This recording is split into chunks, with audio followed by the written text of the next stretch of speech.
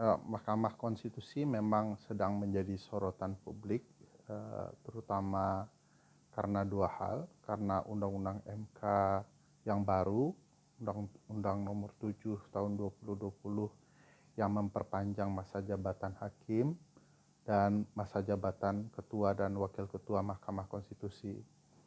Serta yang kedua terkait dengan pernikahan Ketua Mahkamah Konstitusi dan adik Presiden Joko Widodo, yang tentu saja kalau dilihat kewenangan MK akan berkaitan dengan konflik kepentingan yang muncul dari proses pengujian itu.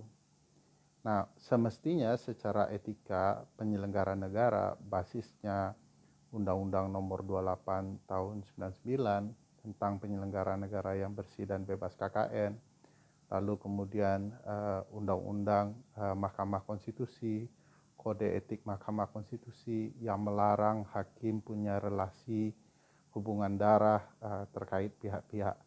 Bagaimanapun dalam proses pengujian undang-undang, Presiden adalah salah satu pihak karena beliau berdasarkan pasal 4 Undang-Undang Dasar 1945 adalah kepala dari pemerintahan yang tentu saja menjadi pihak di dalam perkara pengujian undang-undang.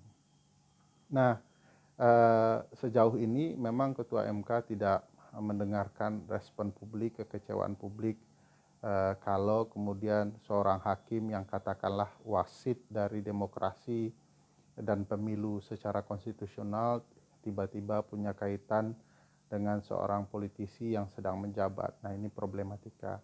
Dan kita juga mungkin bisa melihat ya putusan Mahkamah Konstitusi kemarin mengenai jabatan ketua dan wakil ketua menunjukkan MK hanya membahas ya soal posisi ketua dan wakil ketua tanpa menyentuh titik singgung bahwa ketua MK tidak lagi layak menjadi pimpinan karena dia sudah memiliki relasi semenda dengan Presiden Joko Widodo.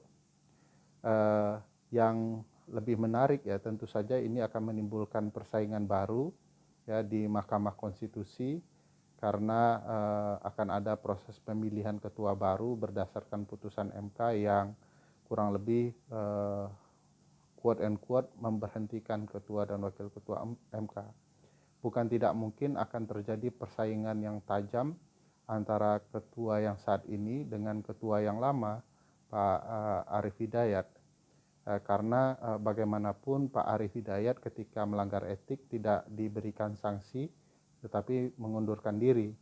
Nah, kedua orang yang terjerembab dalam isu etik ini yang akan kemudian berebut dan menguasai MK yang akan menjadi wasit demokrasi pemilu konstitusional kita, yang tentu saja akan menimbulkan pertanyaan besar bagi publik soal marwah peradilan, terutama marwah Mahkamah Konstitusi yang menurut saya seringkali dipertanyakan orang.